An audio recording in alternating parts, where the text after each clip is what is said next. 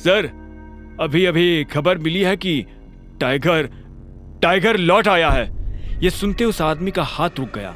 उसने लड़की के गाल पर से हाथ हटाया और हाँ में सिर हिलाते हुए सिगार पीने लगा। आप कहते हैं तो? सेक्रेटरी आगे कुछ कहता, उससे पहले उस आदमी ने कहा, अभी नहीं, अभी अभी तो आया है, थोड़ा उछल कूद करने दो, पर हाँ, इस बार उसे पिंजरे में डालने की गलती नहीं करनी है। सेक्रेटरी ने हाँ में सिर हिलाया और वहां से निकल गया। Who is Tiger? बगल में खड़ी उस लड़की ने पूछा। तुमने इन साहब का चेक किससे पूछकर फाड़ा?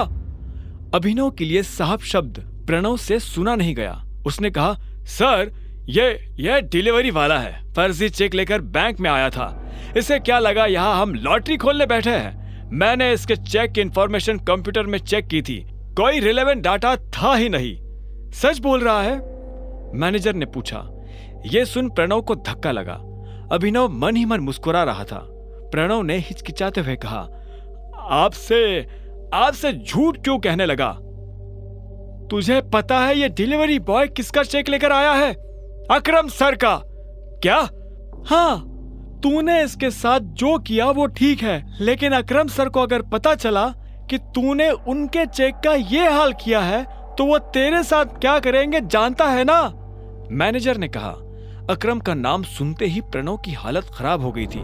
इतने में मैनेजर ने कहा, एक काम कर, वो रही टेप और ये रहा चेक, इसका एक एक टुकड़ा जोड़। क्या सर, तुझे नौकरी से निकाल रहा हूं? नहीं सर, मैंने क्या किया?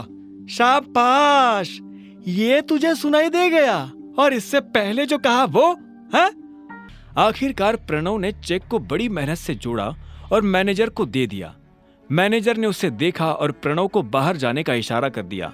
जैसे ही प्रणव बाहर गया तो मैनेजर ने अंदर से कमरे का दरवाजा लॉक किया और अभिनव के पास आते हुए बोला, टाइगर, तुम इतने सालों से कहाँ थे? पहले ये बताओ कि तुम मेरे पापा से कैसे जुड़े हुए हो? मैं उनकी टीम का हिस्सा हूं, मैनेजर ने जवाब दिया। इतने में बलराज ने कहा, टाइगर वापस तो आ गया है, लेकिन मोंटी के वापस आने तक किसी को भनक भी नहीं लगनी चाहिए, वरना गेम हो जाएगा। हाँ, बलराज सही कह रहा है टाइगर, हम शेरों के बीच एक भेड़िया घुस आया है। वो तुम्हारी और हमारी सारी खबर हमारे दुश्मनों को देने वाला है, इसलिए संभल कर रहना पड़ेगा टाइगर। भेड़िया? तुम्हारा मतलब जासूस? अभिनव ने पूछा। बलराज ने कहा, हाँ, इसके बारे में मोंटी तुम्हें डिटेल में बताएगा, और तब तक गुफा से बाहर आना नहीं, और आओ तो अंधेरे में। इस बीच हमें तुम्हारे पापा यानी हमारे संजय के कातिल का भी पता लगाना है, और साथ ही ये भेड़िया। इस ग्रुप में और कौन कौन है जिससे अभी मिलना बाकी है? मैनेजर ने कहा, इस ग्रुप में है मोंटी, अकरम, बलराज, मैं यानी डीके, इक्का, पार्कर और अलायना। क्या? अलायना? यानी हमारे ग्रुप में एक लड़की भी है?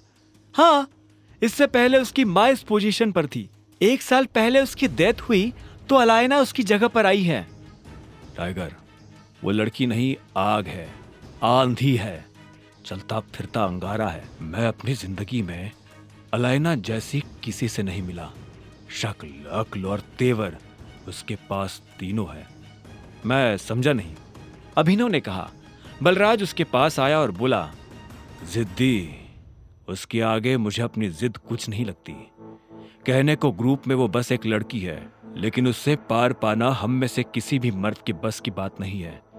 यह सुनते ही अभिनव समझ गया था कि बलराज का इशारा किस तरफ है।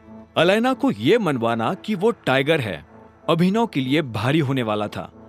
तुम जल्दी से उससे भी मिल लोगे, पर वो तुमसे मिलेगी या नहीं पता नहीं। मुझे नहीं लगता कि टाइगर के लिए उसे मनाना मुश्किल होगा। मैंने जैसा सोचा था यह आदमी वैसा है नहीं। बलराज की यह बात सुन डीके के कान खड़े हो गए। उसने बलराज को देखा और बोला, टाइगर ने तुम्हें रिंग में पटका क्या? यह सुनते ही बलराज जोर से हंसा और उसने हाँ में सिर हिला दिया।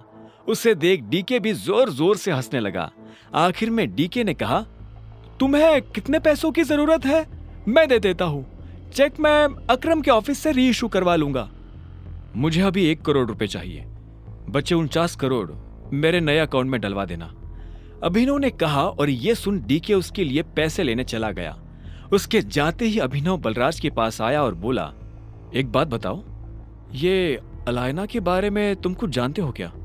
आगे की कहानी जानने के लिए देखें अगला एपिसोड सिर्फ पॉकेट एफएम के यूट्यूब चैनल पर, और द रिटर्न ऑफ टाइगर के सारे एपिसोड्स को सुनने के लिए डिस्क्रिप्शन में दी लिंक से डाउनलोड करें पॉकेट एफएम ऐप।